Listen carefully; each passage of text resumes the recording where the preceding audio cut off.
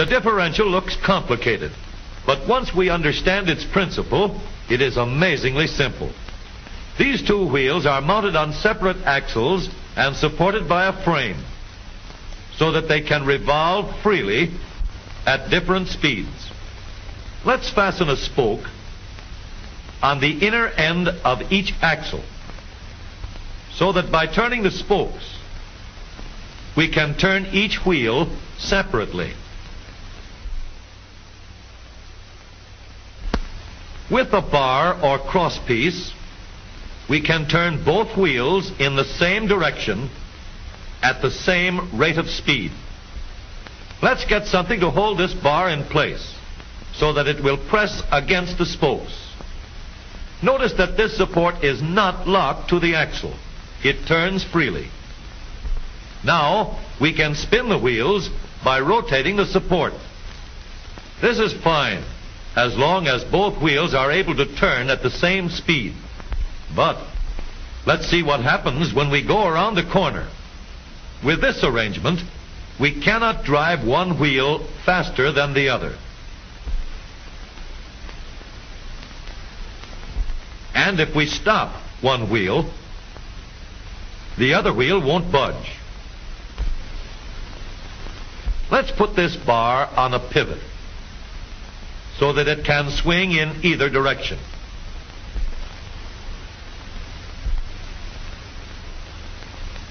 Now, the bar can still turn both wheels at the same speed.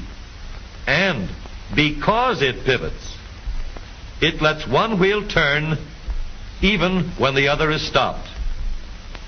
But if turned too far, the bar will swing around until it won't drive the spokes that turn either wheel. We need another crossbar and more spokes to carry on the job.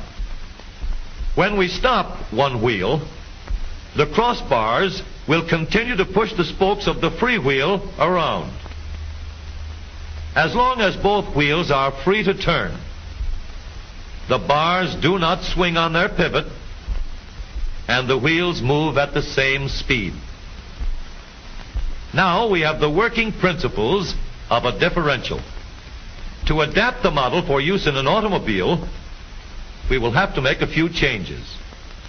In order to reduce the jerky action caused by wide spaces between the spokes, we will put in more spokes.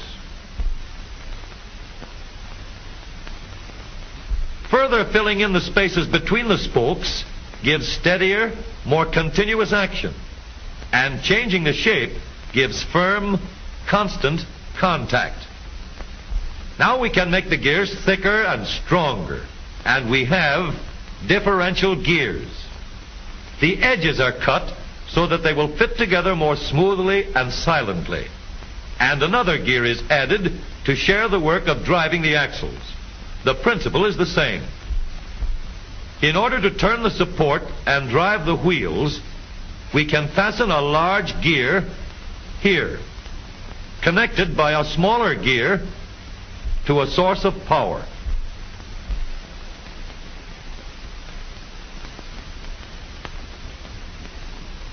Notice that the power is connected to the differential at the center line.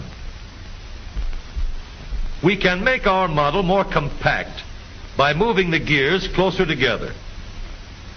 When we put our differential in an automobile, we have to leave room for the drive shaft, which carries the power from the engine. We may build the floor of the car above the drive shaft. But if we do, we won't have much room inside unless we make the top of the car high too. Of course, we could lower the floor and ceiling, but the drive shaft would be higher than the floor. This would have disadvantages. A shaft in the middle of the floor of an automobile would be inconvenient for passengers and would be awkward for carrying luggage. Today, engineers have found a way to make the car roomier and closer to the road without a clumsy shaft above the floor. The drive shaft from the engine to the differential is lowered out of the way, and the drive shaft is connected to the rear axle at the bottom. The new low center drive makes the rear axle quieter, stronger, and more durable because it gives better, smoother contact between the gears. The automobile of today, with the low center drive, is stronger and more rugged.